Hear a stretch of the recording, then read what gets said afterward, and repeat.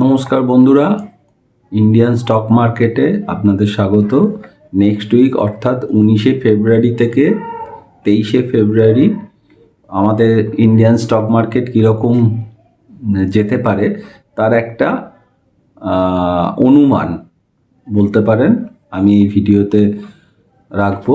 আজকে শুক্রবার দিন সন্ধ্যেবেলা ভিডিওটা করছি, দেখছি যদি পারি তো আজ রাতেই আপলোড করব, যদি না হয় তাহলে কালকে শনিবার দিন সকালবেলায় ভিডিও পেয়ে যাবে।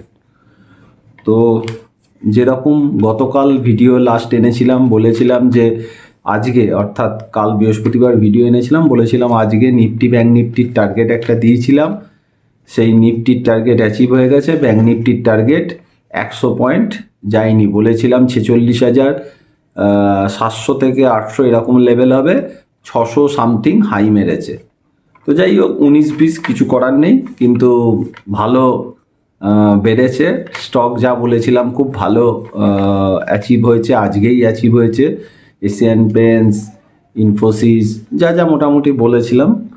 তো আশা করছি যদি কেউ শুনে কাজ করে থাকেন তাহলে মনে হয় একটু আধটু প্রফিট পেয়েছেন। তো যাই হোক, এবার নেক্সট উইকের কথায় আসি। মার্কেট যে জায়গায় ক্লোজ হয়েছে সেই জায়গা থেকে আমার ধারণা মার্কেট কিন্তু আরও উপরের দিকেই যাবে। মার্কেট, বিশেষ করে আমি আগে নিফটির কথা বলি, নিফটিটা যেরকম স্ট্রাকচার করছে, অর্থাৎ দিনের দিন মানে ইন্ট্রাডেতে টাকা দেওয়াটা থেকে আমার মনে হয় আপনাদের রিস্ক নিয়ে হয়তো ডেলিভারি যারা নিয়ে যাবে তাদেরকেই হয়তো রিওয়ার্ড দেবে। মানে হচ্ছে, দেখবেন ক্যান্ডেলগুলো লাস্ট দুদিন ধরে ডজি টাইপ ক্যান্ডেল হচ্ছে, অর্থাৎ গ্যাপ আপ খুলছে, গ্যাপ আপ খোলার পর কিন্তু খুব বেশি ওপরের দিকে যাচ্ছে না বা নিচের দিকে খুব বেশি আসছে না। ধরে নিন 100 পয়েন্ট যে গ্যাপ আপ খুলছে, তারপর ওই 50-100 পয়েন্ট এদিক ওদিক করে মাঝখানে দাঁড়িয়ে যাচ্ছে। অর্থাৎ যদি আমাকে গেন নিতে হয়, প্রফিট করতে হয়, তাহলে আমাকে কিন্তু ওভারনাইট রিস্ক আমাকে নিতে হবে। আর এই জায়গায় ওভারনাইট রিস্ক নেওয়াটা কিন্তু খুব মানে টাফ ব্যাপার, যেহেতু এখন লাইফ টাইম হাইয়ের কাছে আছে। যদিও লাইফ টাইম হাই নামেই, কিন্তু আশা করছি ওটা ভেঙে দিতে পারে। এখন গ্লোবালে যদি কোনো রাতারাতি খবর খারাপ চলে আসে তাহলে কিন্তু অনেকটাই নিচে চলে যাবে এবং কল অপশান বা ফিউচার যারা নিয়ে কাজ করেন তাদের একদম ধুয়ে দেবে। তো সেই একটা ভয় থেকেই যাচ্ছে। কিন্তু আবার যারা রিস্ক নিয়ে ওভারনাইট নিয়ে যাবেন তারা আবার 50 পয়েন্ট 100 পয়েন্ট গ্যাপ আপ পাচ্ছেন। এই জায়গাটায় খেলাটা কিন্তু চলছে এবং আমার ধারণা এইরকমভাবেই এখন নিফটিটাকে চালাবে, এরমভাবেই নিউ হাই করাবে। হয়তো আজকে যেমন নিফটিটা 20,040-এ স্পটে বন্ধ হয়েছে, হয়তো সোমবার দিন হয়তো খুলে দিল 20,118 কি 125 বা নিউ হাইয়ের ওপরেই খুললো। তার মানে কি হলো, প্রায় 80 পয়েন্ট ধরুন গ্যাপ আপ খুলে দিল। তার মানে যারা আজকে রাতে নিয়ে গেছে, ওই রাতে 3 দিন 2 দিনের রিস্ক তাদের নিতেই হচ্ছে যদি গ্যাপ আপ পাওয়া যায়। এবার কলগুলো কি হবে, ওপরের দিকে খুলবে, কিন্তু দিনের দিন নিয়ে ছাড়বো এই জায়গাটা কিন্তু একটু ডিফিকাল্ট হচ্ছে এবং আমার মনে হয় এটা একটু কন্টিনিউ চলতে পারে।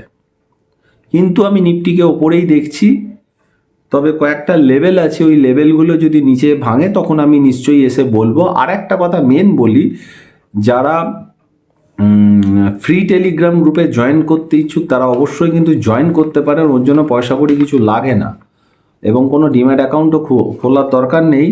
আমি এবার মাঝে মাঝে ওইখানে মানে যেটা ফ্রি টেলিগ্রাম গ্রুপ, সেখানে কিন্তু আমি ডেটা মাঝে মাঝে আমি দেবো, হয়তো দিনে একবার কি দুবার হলেও ডেটাটা দেব। আমি বলেছি যে ওই টেলিগ্রামে যেমন তো মানে সাপোর্ট রেজিস্ট্যান্স সকালবেলা দিই, সেটা তো দেবই। এরপর সারাদিনে একবার কি দুবার হয়তো ডেটার পার্টটা আমি দেব। এবার নিফটির আগে আমি লেভেলগুলো একটু বলে দিই। সেটা হচ্ছে নিফটি 22,040 হচ্ছে স্পটে আজকে ক্লোজ হয়েছে। নেক্সট উইকের জন্য আমি যে নিফটির রেজিস্ট্যান্স বা টার্গেট যেটাই বলুন না কেন, সেটা হচ্ছে ফার্স্ট হচ্ছে 22,128, সেকেন্ড হচ্ছে 22,222, এবং থার্ড টার্গেট বা রেজিস্ট্যান্স হচ্ছে 22,385 এবং নিচে সাপোর্ট আমি যেটা দেখছি সেটা আছে 21,940 এবং 21,800। এই যে ফিগারগুলো বললাম, বিশেষ করে সাপোর্টের যে ফিগার দুটো বললাম, এটা বাই ক্লোজিং। ওপরে রেজিস্ট্যান্স যেগুলো সেগুলো তো ঠিক আছে, যেহেতু একটা প্রপার ভালো ক্যান্ডেল তৈরি করছে না ডেলি ক্যান্ডেল চার্টে, তার জন্য একটু প্রবলেম, কিন্তু উইকলি ক্যান্ডেল ওকে আছে। আশা করছি ওপরের জায়গাগুলো পাবো, ঠিক আছে। তারপর কি হবে সেটা দেখা যাবে। এবং নিফটিকে চালানোর জন্য বিভিন্ন স্টক চলে আসবে সামনে, কখনো আইটি আসছে, কখনো ব্যাংক আসছে, কখনো ফার্মা আসছে, রিলায়েন্স নিজে আছে, এইভাবে ম্যানেজ করে উঠে যাবে। আজকে অটো টেনে দিল, হয় এগুলো ম্যানেজ হয়ে যাবে। প্রবলেম যে জায়গাটা দাঁড়াচ্ছে সেটা হচ্ছে ব্যাংক নিফটি। ব্যাংক নিফটি যেন যেতে গিয়েও যেতে পারছে না। ব্যাংক নিফটির আমার যেটা মনে হয় সেটা হচ্ছে ব্যাংক নিফটির যে ক্যারেক্টার, সেই ক্যারেক্টার হচ্ছে ব্যাংক নিফটি ধরুন আজকে ক্লোজ হলো 46,384 ক্লোজ হলো। আজকে ইজি ব্যাংক নিফটি কিন্তু আরও অনেক ওপরে ক্লোজ দিতে পারতো, কিন্তু হলো না। এদিকে নিফটি কিন্তু খুব একটা ওপর থেকে পড়েনি, ব্যাংক নিফটিটা অনেকখানি ওপর থেকে কারেকশান দিয়ে দিল। কিন্তু ব্যাংক নিফটির কিন্তু উইকলি চার্ট খুবই ভালো, খুবই ভালো চার্ট। আমার এটা ব্যক্তিগত ধারণা যে ব্যাংক নিফটির ক্ষমতা আছে দুটো দিনের মধ্যে কিন্তু 1,500-2,000 পয়েন্ট ব্যাংক নিফটি টেনে দিতে পারে। 1,500 পয়েন্ট ব্যাংক নিফটি দুদিনে টানা কোনো ব্যাপারই না, ঠিক আছে। মানে এরকম লোককে কল কিনিয়ে মানে ফেসিয়ে লস বুক করিয়ে করিয়ে পুটওয়ালাদের কিনিয়ে কিনে এমন দুটো দিন টানবে, ও 1,500 পয়েন্ট একবারে টেনে দিতে পারে। আমার মনে হয় এটাই হয়তো হবে। এবং কোন দুদিন হবে সেটা এখন জানি না, কিন্তু আমার মনে হচ্ছে এইটাই হবে। এবং এইচডিএফসি ব্যাংক নিয়ে সবাই এত নেগেটিভ যে খুব খারাপ খারাপ, দেখবেন এইচডিএফসি ব্যাংকই একদিন 4%, 4.5% টেনে দিল। তার সাথে তো আইসিআইসি, অ্যাক্সিস, কোটাক এগুলো আছে। এইচডিএফসি ব্যাংকই 4%, 4.5% দেখবেন টেনে দেবে। যেখানে খারাপ লোক খারাপ খারাপ ভাবছে, দেখবেন ওটাই হয়তো কোনো একটা কারণ কিছু একটা আসবে, টেনে দেবে। আর ওটা টানা মানে ব্যাংক নিফটি 1,000-1,500 পয়েন্ট এমনি বেড়ে চলে যাবে। তখন আর কোনো রেজিস্ট্যান্স ব্যাংক নিফটি মানে না।